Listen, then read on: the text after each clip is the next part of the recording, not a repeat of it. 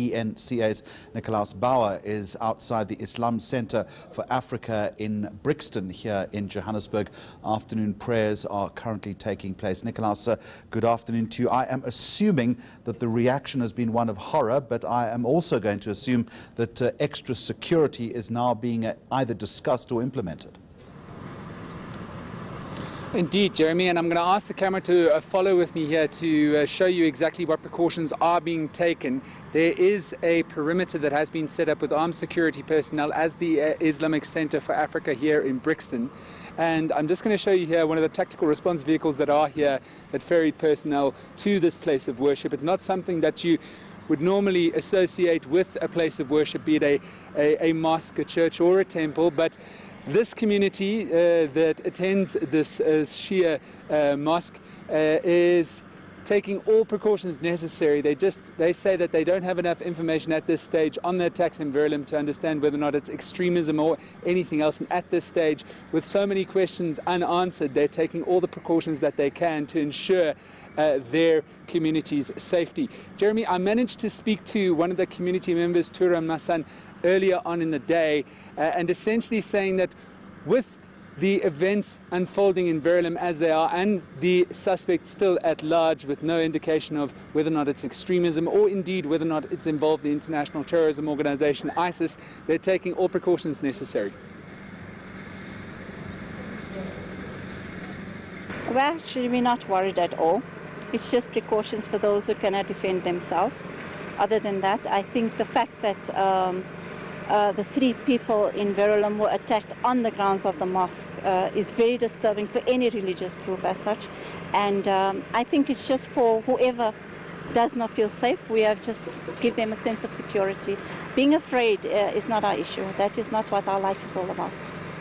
Tell me, you know, a lot of people have been justifying this attack, or at least saying it can be justified by pointing to religion. What's your response to that? I mean, pointing to religion, be it Islam or otherwise, in justifying violence. No, exactly, and I think this is a whole global situation as well. It's not the fact that we are Muslim. We should be hurt and upset because the way they were killed was not in a combat situation. They were not provoking anybody. They were not even armed. I would believe they were very innocent. And for someone just to trespass in that manner tells us much about the type of humanity we have right now. And that is what is very upsetting. Not the fact that we are Muslim or they are Christian or Hindu, whatever the case may be, has got absolutely nothing to do with our belief. The fact that you've overstepped on humanity basis, that is our problem right now. And Nickolaus, I'm sure that those sentiments were expressed by many other people that you spoke to outside the center. Having said that, were you in a position at all to engage anyone on identity of the attackers and possibly what the motive was? Well, like I said, Jeremy, this community just believes that there's far too many questions unanswered as to not only the modus operandi but also the reason behind the attack, and whether or not it can be painted as a Sunni